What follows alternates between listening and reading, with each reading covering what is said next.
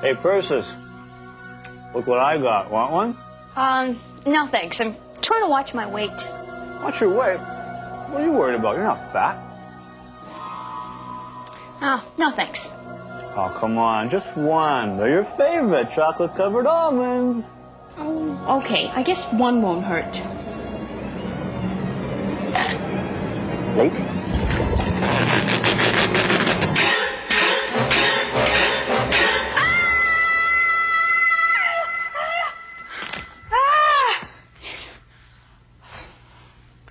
Getting fat is everybody's nightmare. Maybe it's because all we hear are bad things about it. Well, if fat's so bad for you, why do we have it in the first place? Does fat have any redeeming qualities? The best way to answer that is to imagine what life would be like without fat.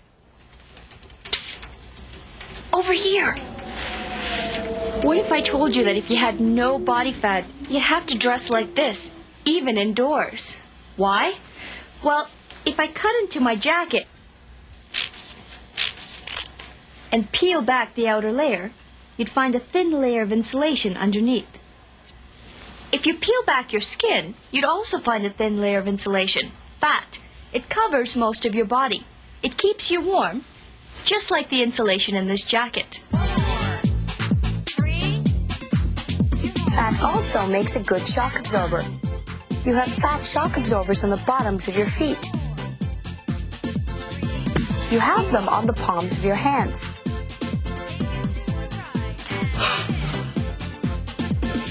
You have them on your butt. You even have them around your internal organs. That's like this bubble wrap. It surrounds and protects your internal organs. Without body fat, your internal organs would look like that. If you had no body fat, you'd also probably have poor vision, lots of cavities, weak bones and muscles, acne, and chronic diarrhea. This is what happens to you when you don't get enough of vitamins A, D, E, and K. But what do vitamins have to do with fat? Well, all these vitamins are fat soluble. This means that they need fat to be absorbed by your body. No fat, and they go right through you. Oh, excuse me.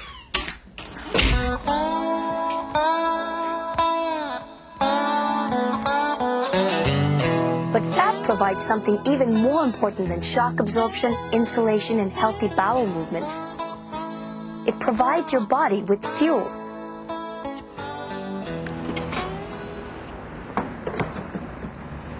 Your body burns fat the same way your car burns gasoline.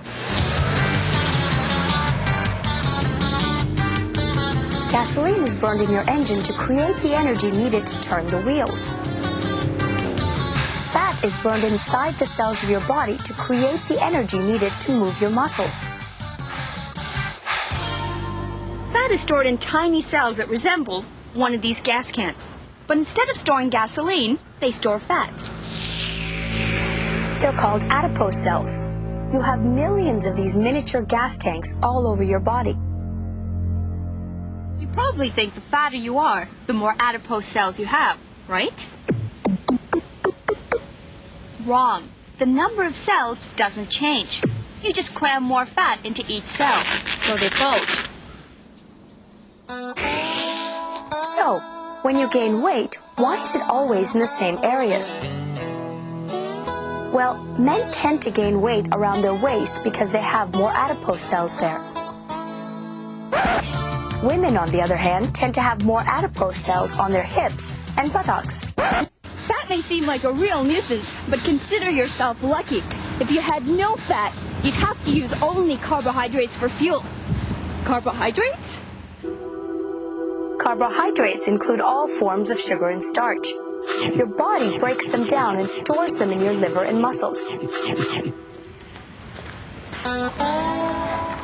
only problem with carbohydrates is they're bulky. If you stored nothing but carbs, you'd actually gain weight. You'd weigh 3 to 4 times your normal weight. Too much fat is unhealthy.